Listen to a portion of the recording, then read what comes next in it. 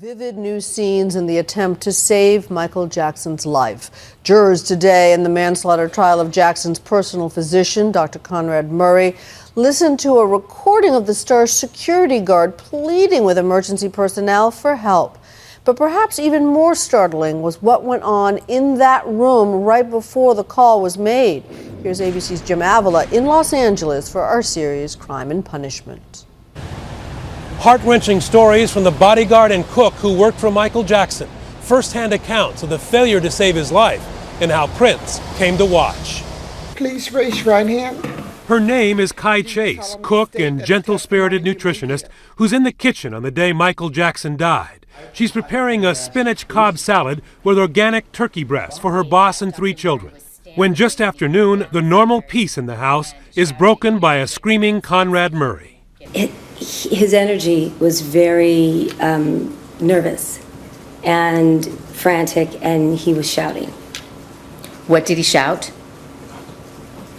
Get help, get security, get Prince. I dropped what I was doing and I ran to go get Prince.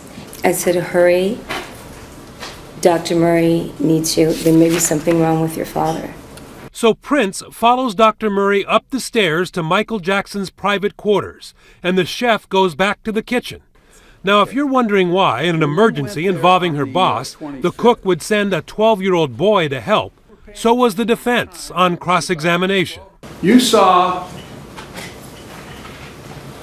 Dr. Murray frantic, eyes wide, yelling. Did you think that a 12-year-old child was going to be able to assist this doctor with a problem with Michael? I did what I was told. And You what? I did what I was told, and I went to get Prince. And she, like Dr. Murray, did not call 911. Who did? Please state your name for the record. Alberto Alvarez. Alberto Alvarez may be the key witness in the case against Michael Jackson's personal doctor, bodyguard, head of the advance team, and first in the room where Dr. Conrad Murray was desperately working to bring their boss back to life. It was Alvarez who finally called for an ambulance. We have a gentleman here that needs help, and he's not breathing yet. He's not breathing. I'm trying to contact, sir. Where's he at right now? He's on the bed, sir. He's on the bed. Okay, then he's on the floor. For the prosecution, Alvarez makes it clear the doctor was not doing CPR correctly, pumping his chest on the soft surface of Jackson's bed instead of the floor.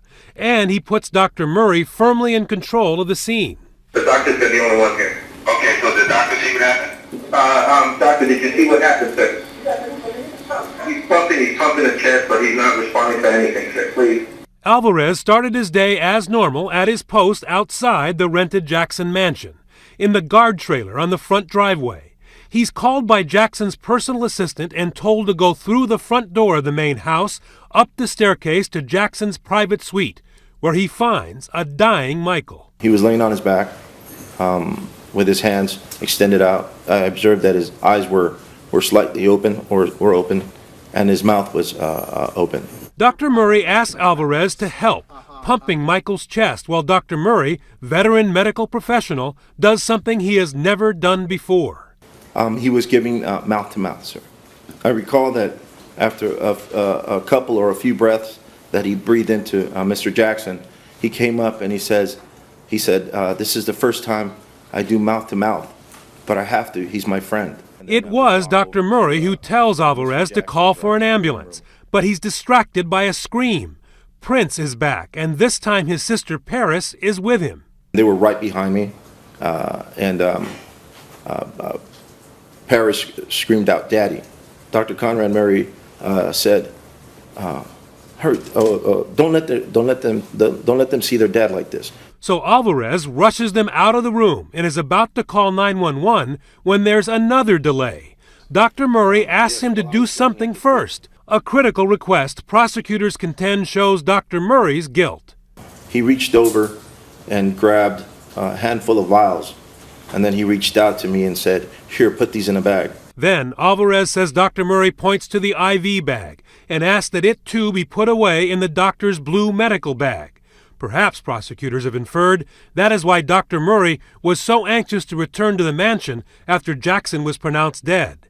Because inside the IV bag he asked Alvarez to hide was what the prosecution contends is the weapon in this manslaughter case, a bottle dripping a milky white liquid, the appearance of propofol, the anesthesia nicknamed milk that killed Michael Jackson. For Nightline, Jim Avila, ABC News, Los Angeles.